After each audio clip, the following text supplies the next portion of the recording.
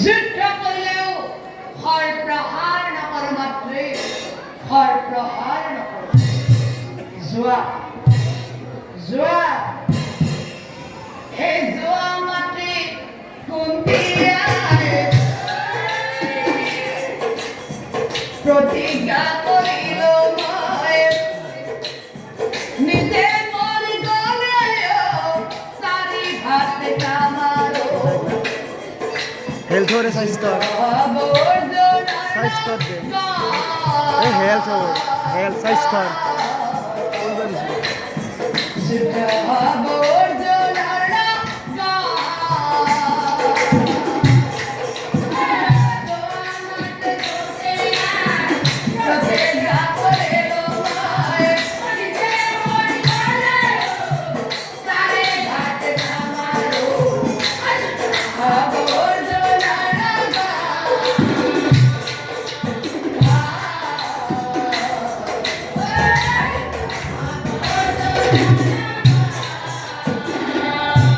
বিদায় দেওয়া মাত্রই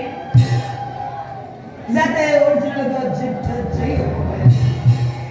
হে কর্ণবীরার চকুর পানি ওলাই আহে বাচ্চা জুড়েছে যমুনা নদীর পাড়ত কর্ণর আগত মাতৃর পরিচয় ভাতৃর পরিচয় দিল আর কর্ণয় কি করিলে জানা মুখ ক্ষমা করি বাধাই মুখ ক্ষমা করি বাধাই সেদিন পরে মনত শান্তি নাই কোন করিব অর্জুন তারে পিছত কারণ হচ্ছে সেই আরম্ভ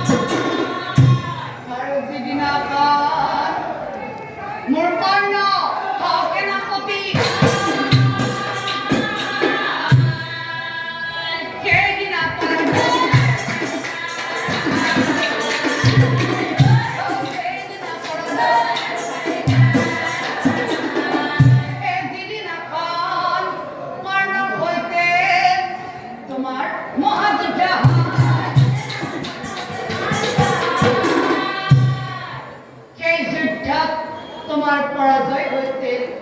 তথাপি তোমার পার নয় তোমার ঘর প্রহার করতে কেউ জানো প্রতিজ্ঞার ভাবে ঘর প্রহার করতে প্রতিজ্ঞার ভাবে মোর পুত্রায়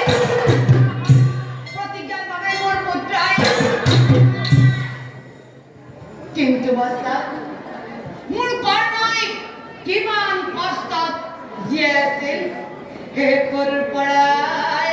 মোৰ বাচাই কত দুখ বহুত দুখ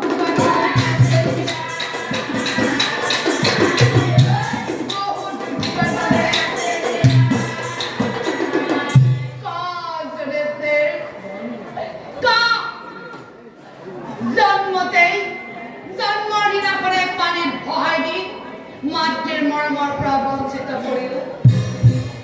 যুদ্ধৰ সময়ত মাতৃৰ পৰিচয় ভাতৃৰ পৰিচয় দি মই মোৰ কৰ্ণক দুৰ্বল কৰি দিলো নাৰায়ণে চলনা কৰি ইন্দ্ৰৰ হতুৱাই কবচ কুণ্ডল কাঢ়ি ললে তুমি শুনিছিলা নহয় মোৰ কৰ্ণ ক'ত আছে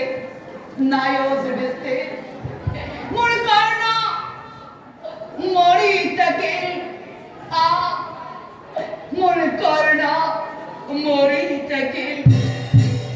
কোনে মাৰিলে জানো মোৰ কৰ্ণ কোনে মাৰিলে জানো হে যুদ্ধক্ষেত্ৰত অৰ্জুনে কৰিলানি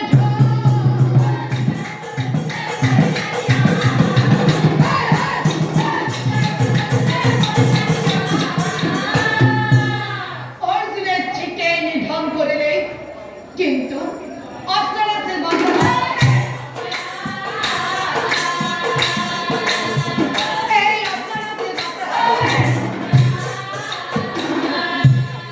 অৰ্জুনে ঠিকই মাৰিলে কিন্তু যিটো সময়ত মাৰিছে সেই সময়ত মোৰ কৰ্ণৰ হাতত কোনো অস্ত্ৰই নাছিল মোৰ এই পুত্ৰ অৰ্জুন মোৰ এই পুত্ৰ কৰ্ণ নিধন কৰিলে যুধিষ্ঠিৰ এই দুখ তুমি খণ্ডন কৰি দিব পাৰিবা